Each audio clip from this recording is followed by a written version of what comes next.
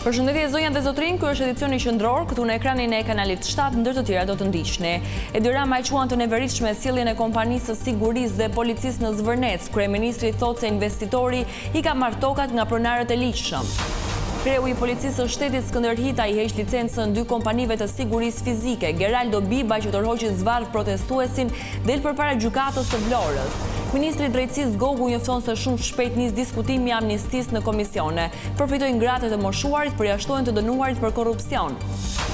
Firma e VIP-ave hyn në 2 javët e fundit. Sot në mbrëmje spektakli rezervon surpriza. 3 konkurrentë të fortë në televotim, publiku do shpëtojë njërin prej tyre.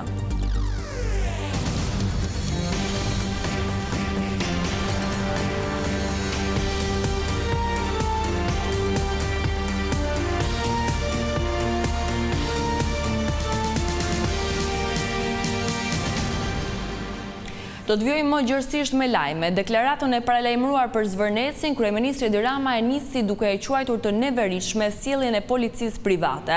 Shumë i ashpër u tregua edhe me drejtuesin e uniformave blu të Vlorës, që nuk arrestoi në kohë agresorët. Sa i takon projektit, Rama tha se bëhet fjalë për një marrëveshje mes investitorit dhe pronarëve të tokës. Jahuna për çështjen e Zvërnecit brenda dhe jashtë kufive të Shqipërisë solli reagimin e kryeministrit Edi Rama, duke cilësuar sjelljen e dhunshme të rojeve private si të neveritshme dhe përgjigjen e policisë vendore të Vlorës si të papërgjegjshme. Kreu i qeverisë theksoi se arrestimi i personave përgjegjës për ato akte ishte e mira e vetme që erdhi nga ajo situatë. Natyrisht që sjellja e kompanisë së sigurisë ishte e neveritshme dhe jo më pak e neveritshme ishte edhe sjellja e drejtuesve të policisë vendore. Ka pasur reagim të menjëhershëm nga ana e leadershipit policisë shtetit, qoftë me shkarkimin e drejtorit policisë Vlorës dhe vendosjen në hetim të gjithë zinxhirit, qoftë me heqjen e licencës së aktivitetit të kompanisë, pra ajo kompani nuk mund të operojë më në Republikën e Shqipërisë, qoftë me arrestimin dhe vendosjen në ndjekje penale të rojeve të sigurisë. Në mbledhjen e grupit TPS, kryeministri dha detaje mbi projektin e Zvërnecit, duke bërë me dije se investitori Xherret Kushtner e ka marrë tokën nga pronarët. Ndërsa kemi thënë, për projektin e Zvërnecit duhet të shikoni pronat dhe pronarët, pasi ne nuk kemi tokë shtet aty. Kam vënë re se është përhapur gjithandej me shumë helm nga pas, edhe legjenda se shteti po ja fal edhe tokë Izraelit për të sjellë palestinezët në Zvërnec. Rama qartësoi dhe pretendime se mund të cënohet ekosistemi, duke theksuar se në atë zonë lejohet investimi. Por si zonë ku peizazhi, biodiversiteti dhe aktiviteti njerëzor kanë bashkëjetuar historikisht dhe duhet vazhdojnë të bashkëjetojnë. Një përgjigje kreu i qeverisë e pati edhe për politikën e mediat greke. U mahnita nga deklarata e ministrisë jashtme të Greqisë, sepse ishte një akt dhune pa diskutim, por nuk ishte një akt dhune shtetërore, siç për shembull ndodh me shqiptarët në burgjet e Greqisë. Duke sqaruar se nuk do të tradhtonte kurrë interesat e vendit, Rama u shpreh se kjo situatë e ka bërë të mendonte 2 herë për postin që mban. Janë ditë të habitshme që për herë të parë më kanë bërë të mendoj edhe që t'ju përulem thellë për ndejën e madh që më keni bërë dhe t'ju kërkoj ndjesë për t'ikur në katun dhe për t'ju lënë në duart që do zgjidhni vetë pastaj. Kreu i qeverisë bëri me dije se projekti është kthyer 2 herë nga institucionet shqiptare, të cilët kanë kërkuar që të zvoglohet intensiteti i ndërtimit dhe të sigurohet ruajtja e lagunës, për të cilën ai garantoi që nuk do të preket. Drejtori i policisë së shtetit Skënder Hita akuzoi efektivët e komisariatit të Vlorës për paaftësi në menaxhimin e protestës në Zvërnec. Ai lajmëroi ndryshimin e drejtuesve lokale, po ashtu edhe heqjen e licencës së 2 kompanive private të sigurisë që dhunuan qytetarët. Me drejtorin e ri të komanduar të qarkut të Vlorës në Krah, kryepolici Skënder Hita foli me tone kritike për policinë lokale, duke thënë se ishte një polici e fjetër dhe as pak profesionale, çka u dëshmua gjatë protestës në Zvërnec, ku në sy të uniformave blu u dhunua dhe u mor zvarr një qytetar nga rojet private. Pas prezantimit të Edvin Dreut, i cili do të zëvendësojë drejtorin e shkarkuar të policisë së Vlorës Elidon Çela, Hita tha se është e pafalshme që policia nuk ndërhyri, ndërkohë që shtoi se hetimet vijojnë nga AMP dhe prokuroria. Policia u shfaqe fjetur dhe jo profesionale, duke mos ndërhyrë në kohë për të parandaluar marrjen me forcë të qytetarit, apo duke mos identifikuar dhe arrestuar në kohë punojësit që goditi me grush qytetarin, ku ajo trup në turpëron të gjithëve. Prandaj, si që jeni ndjeni, kam urdhëruar që prej mbasditës së datës 30 maj të ngrihet një grup i posaçëm hetimor i cili do të hetojë të gjitha veprimet e kryera gjatë protestës. Hita nuk u mjaftua vetëm me shkrirjen e drejtorisë së policisë në Vlorë, por gjithashtu masa ka marrë dhe për kompanitë private të sigurisë që kishin për detyrë ruajtjen e prones private në Zvërnec. Po në funksion të nxjerrjes së përgjegjësive, në vijim të veprimeve administrative të kryera nga grupi i posaçëm i Departamentit për Sigurim Publike për vlerësimin e zbatimit të përgjegjësive ligjore nga subjekti SHPSF Myrto Security 1-3A dhe SHPSF Major Security, rezultoi se të dy subjektet janë konstatuar në shkelje. Për këto shkelje, mora vendimin për heqjen e licencave për të dy subjektet e SHPSF-ve private. Nga ana tjetër, Hita garantoi të drejtën e çdo qytetari për të protestuar, por theksoi se prona në fjalë në Zvërnec është pronë private, ndaj pretendimet e tyre qytetare duhet i drejtojnë gjykatës. Territori i rregulluar rezulton pronë private me dokumentacion të rregullt hipotekor, si dhe me autorizimin ligjor për rrethim. Prandaj përfitojnë nga rasti të drejtojmë qytetarëve që protestojnë që çdo pretendim që kanë mbi pronën apo zhvillimin e saj të adresojnë në gjykat, sepse drejtësia e jo forca e ndajnë kush ka të drejtë e kush jo në sistemin demokratik. Ndërkohë këtë të hënë, gjykata Vlorës ka lënë në burg Gerald Bibën, i akuzuar për dhunimin e një qytetari gjatë protestes në zonën e Zvërnecit. Pamjet kur protestuesi dhunohet dhe merret me forcë nga Geraldo Biba dhe një tjetër roje, u shpërndan në rrjetet sociale duke ngjallur reagime të menjëhershme. Pas protestave në zonën e Dajlanit në Zvërnec, Byroja Kombëtare e Hetimit ka ushtruar kontrolle në drejtorinë vendore të policisë së Vlorës. Këto kontrolle janë kryer me miratimin e SPAK-ut në kuadër të hetimit të nisur për këtë ngjarje. Sipas burimeve, BKH ka kontrolluar dosje që lidhen me projektin e Zvërnecit. Gjithashtu janë marrë dhe verifikuar dokumente të ndryshme që dëshmojnë mënyrën se si është administruar ngjarja nga policia e qarkut Vlorë, si edhe trajtimin që u është bërë protestuesve. Nga Komisariati i Vlorës janë sekuestruar dosje dhe prova të ndryshme, të cilat tashmë janë bërë pjesë e procesit hetimor. Gjithashtu janë marrë dhe dëshmitë e personave të proceduar penalisht si edhe të dëmtuarve. Këto prova do të përfshihen në procesin hetimor që do të zhvillohet për zbardhjen e plotë të ngjarjes dhe përcaktimin e përgjegjësive.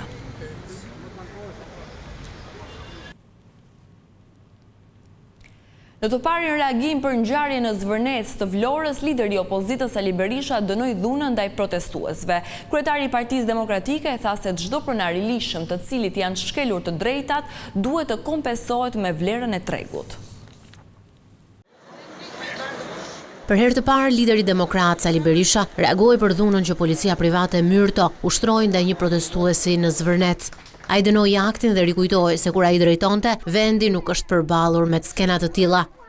Ai ishte rrëmbim në duart e policisë dhe e dënoi atë si një akt të shëmtuar të policisë së shtetit. Një.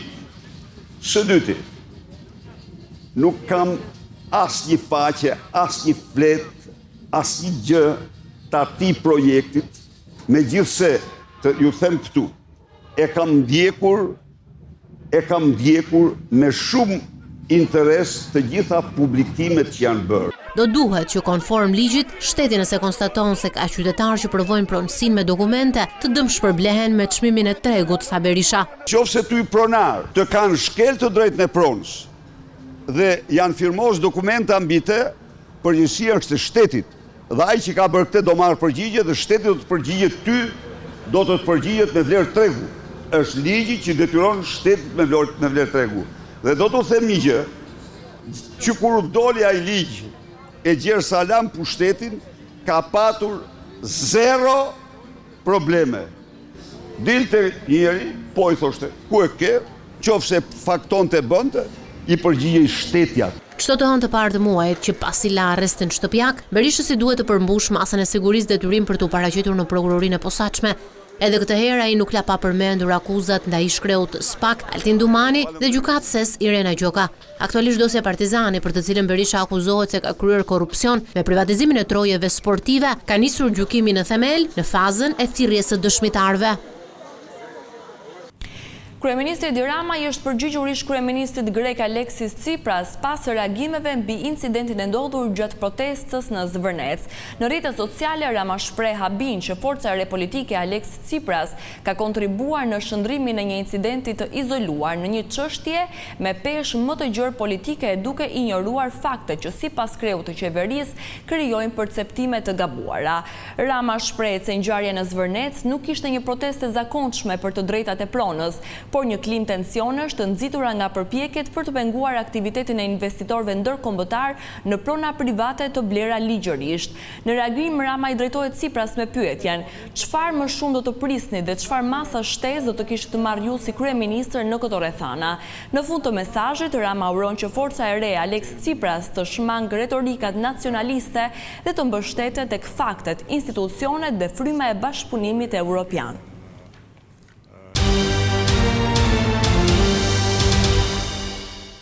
Presidenti i Këshillit Evropian Antonio Costa ka nisur këtë të hënë një tur diplomatik në 6 vendet e Ballkanit Perëndimor. Vizita e tij fillon në Sarajev, ku do të zhvillojë takime me drejtuesit e Bosnjë-Hercegovinës, ndërsa të martën Costa do të mbërrijë në Tiranë, ku pritet të takohet me kryeministin Rama dhe presidentin Begaj. Gjatë qëndrimit në kryeqytetin shqiptar, ai do të zhvillojë takime me studentët e kampusit të Tiranës të Kolegjit të Europës. Më 3 qershor, presidenti i Këshillit Evropian do të vizitojë Prishtinën, ku në agjendën e janë parashikuar takime me liderët institucional dhe përfaqësues të partive politike. Turi do të mbyllet në Malin e Zi, ku më 5 qershor do të mbahet samiti BE Ballkani Perëndimor. Tema qendrore e këtij samiti do të jetë prosperiteti dhe stabiliteti i përbashkët i Bashkimit Evropian dhe Ballkanit Perëndimor. Projekt ligji për amnistin do të shqyrtohet shumë shpejt në komisionet parlamentare. Ministri i Drejtësisë tha se pritet të falen të moshuarit, të sëmurët apo gra me fëmijë, por drafti përjashton të dënuarit për krime të rënda dhe korrupsion. Ministri i Drejtësisë Toni Gogu gjatë një vizite në burgun e Pojskës në Pogradec, ku me rastin e 1 qershorit shumë gra që vuajnë dënimin u takuan me fëmijët e tyre, tha se drejtësia duhet jetë e pranishme jo vetëm përmes ndëshkimit dhe dënimit, por edhe përmes rehabilitimit. Në këtë kuadër ai tha se shumë shpejt do të ketë reja në lidhje me amnistin. Detajet për amnistin do t'i ndiqni në ditët në vijim, sepse do të jetë diskutim i gjithanshëm në komisionin parlamentar, por ajo çfarë mund të them është ato vepra që nuk do të përfitojnë dhe ato subjekte që nuk do të përfitojnë, që janë krimi organizuar dhe korrupsioni. Pra, amnistia është një instrument i politikës penale, e cila në radhë të parë ka një fytyrë njerëzore. Pra, nga njëra anë do të sigurojmë që ligji të vazhdojë të ndëshkojë ato fenomene dhe ato vepra për të cilat shoqëria jonë tashmë ka një konsensus, dhe nga ana tjetër të rikthejmë fytyrën njerëzore për të rehabilituar sidomos të moshuarit, të sëmurët, gratë, të mitur. Ministri foli edhe për shqetësimet e ngritura nga institucioni Avokatit të Popullit për kushtet në institucionet e vuajtjes së dënimit. Jemi duke punuar së bashku me drejtorin e përgjithshëm dhe me gjithë ekipin në mënyrë që të rikthejmë menjëherë në secilin institucion, sidomos në ato institucione ku detyrimi për shërbim mjekësor është i domosdoshëm, pra në institucionet ku vuhet dënimi dhe për shkak të detyrimit mjekësor dhe duhet që t'i kthejmë ato në standardin europian. Jemi duke punuar që shumë shpejt dhe besoj do të kemi lajme të kthejmë ato institucione në atë standard për ta përjetuar çdo ditë standardin europian, jo vetëm në letra dhe në kapitujt që ne negociojmë me Brukselin çdo ditë. I pyetur për mbi popullimin në burgje, Gogu tha se numri të paraburgosurve është më i lartë se ai të dënuarve me vendim të formës së prerë, por se kjo është një problematikë e njohur që lidhet edhe me vendimmarrjen gjyqësore. Festa e fëmijëve është shënuar me një seri aktivitetesh, por përtej atmosferës së gëzueshme, theksisht vendosur edhe tek mbrojtja e të drejtave të fëmijëve. Zëra dhe buzëqeshjet e fëmijëve kanë mbushur këtë 1 qershor shkollat dhe kopshtet e të gjithë vendit. Dita ndërkombëtare e fëmijëve është kthyer në një festë të veçantë, ku më të vejgjëlit kanë shijuar aktivitete argëtuese dhe programe artistike të përgatitura posaçërisht për festën e tyre. Ndërsa nuk kanë munguar as urimet për bashkëmoshatarët. Dashur prindër, mirë se erdhët në festën tonë të bukur, në festën e gëzuar të fëmijëve, aty ku çdo gjë ka kuptim, ka jetë, ka ngjyra, ka vlera. Ne jetojmë në një botë aty ku nuk ka gënjeshtra, ku ka vetëm gëzim, ku ëndat tona marrin krah e fluturojnë. Gëzuar një qershore. Gëzuar një qershore. Gëzuar një qershore. Mes këngëve, poezive dhe lojrave të ndryshme, fëmijët janë bërë protagonistët e kësaj dite festive. Një pjesë e tyre kanë zgjedhur të përcjellin emocionet përmes recitimeve. E janë le për festën të fillojmë, gëzimi dhe hareja të nisë të fluturojë. Veç se këne fëmijët e qeshur bitë në sarbëri, si fidan në falë kanë vere hedhim shtanë në Shqipëri. Një qershori për të festës dhe argëtimit shërben edhe si kujtesë për rëndësinë e mbrojtjes së të drejtave të fëmijëve dhe krijimit të mundësive të barabarta për zhvillimin e tyre. Ndaj në këtë ditë, avokati i popullit hapi dyert në mbështetje të iniciativës Nisma për fëmijët. Një grup prindërish po mbledhin firma për të propozuar një ligj i cili garanton financimin e plot nga shteti për kurimin e fëmijëve brenda ose jashtë vendit. Deri më tani janë mbledhur rreth 17.000 firma.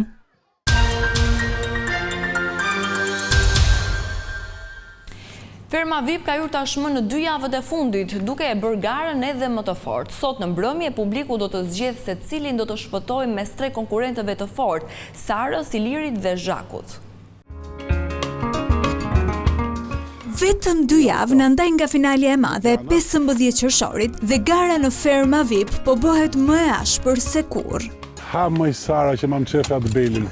Pas një prajmi të mbushur me emocione, debate dhe largimin e Indrit, fermerët hynë sonte në natën e 20 me një objektiv të vetëm, të sigurojnë një vend më afër çmimit të madh. Thyrje e rregullave nga disa prej protagonistëve më të spikatur të fermës solli pasoja të menjëhershme. Zhaku, Iliri dhe Sara ndodhen tashmë përballë një televotimi që konsiderohet ndër më të fortit e këtij sezoni. 3 emrat që kanë prodhuar histori, debate, aleanca dhe përplasje për gjatë javëve të fundit do të jenë përpara publikut i cili do të vendosë se kush meriton të vazhdojë rrugëtimin. Ndërkohë, marrëdhëniet mes fermerëve mbeten të tensionuara. Debatet dhe akuzat e ndërsjella kanë krijuar kampe të qarta brenda fermës, ndërsa afrimi i finales po i bën të gjithë më të kujdesshëm dhe njëkohësisht më luftarak. Nga ana tjetër, as këtë mbrëmje nuk do të mungojnë surprizat që rikujtojnë se për te lojës, fermerët po jetojnë një eksperiencë që i vë shpesh përballë emocioneve të forta. Me finalen që po afrohet me shpejtësi dhe me një televotim që mund të ndryshojë rrjedhën e lojës, fermerët do duhet të përballen jo vetëm me rivalët, por edhe me gjykimin e publikut. Kush do të hedhë një hap më pranë finales? Përgjigjet do të vinë sonte në orën 21 në një prime që premton emocione, surpriza dhe zhvillime që mund të ndryshojnë gjithçka vetëm në ekranin e Vision Plus. Turi i vajzave të Miss Shqipërisë është ndalur në qytetin e Kavajës. Konkurrentet e spektaklit të bukurisë janë bërë pjesë e aktivitetit të organizuar për çeljen e sezonit turistik. Muzika, arti dhe atmosfera festive sollën në zemër të Kavajës çeljen zyrtare të sezonit turistik veror. Qendra e qytetit u kthye në një skenë të hapur festimesh, ku qindra qytetarë dhe vizitorë ju bashkuan aktiviteteve të organizuara nga Bashkia e Kavajës, duke përcjell energji, optimizëm dhe mikpritje në prag të verës. Këto vajzat të bukura që na kanë zbukuruar qytetin tonë të bukur, që tashmë është kthyer në qytetin turistik dhe destinacionin kryesor të turizmit në Shqipëri, duke filluar nga plazhi Generalit, Karpërni, Qerreti, Mali Robit, Golemi. Kavaja kthehet në destinacionin kryesor me resortet më të bukura në gjithë vendin. Mbrëmja u shoqërua nga performanca artistike që ndezën atmosferën. Në skenë u ngjitën artistë të njohur dhe grupi Bluebird Band me kitaristin Eninar Nelku, të njohur për performancat live, ndërsa publiku shijoi edhe interpretimin e këngëtares Ronela Hayati. Një tjetër moment i veçantë ishte pjesëmarrja e konkurrentëve të Miss Shqipëria, të cilat sollën në këtë aktivitet mesazhe që lidhen me traditën shqiptare dhe ritualet e stinës së verës përmes veshjeve dhe prezencës së tyre në skenë. Në këtë eksperiencë shtegtare, vajzat e Miss Shqipëria u bën pjesë për herë të dytë në një ceremoni të çeljes së sezonit veror, duke sjellë energji, emocion dhe vetbesim, ndërsa promovojnë bukuritë natyrore dhe vlerat turistike të Shqipërisë. Kavaja dhe zonat e saj bregdetare vijojnë të mbeten ndër destinacionet më të preferuara të turizmit veror në vend. Investimet në infrastrukturë, hapësirat publike dhe shërbimet për pushuesit kanë krijuar kushte më të mira për vizitorët. Prej 28 vitesh, promovimi i turizmit shqiptar është një ndër misionet kryesore të Miss Shqipëria. Ndaj edhe këtë vit, stafi dhe konkurrentët e spektaklit u ndalën në Kavaj në kuadër të udhëtimit promovues drejt finales së madhe që do të zhvillohet më datë 6 qershor në Pogradec. Kjo është gjithçka e përgatitur edhe për këtë edicion informativ. Unë ju falenderoj për vëmendjen tuaj. Bashkë mirupafshim.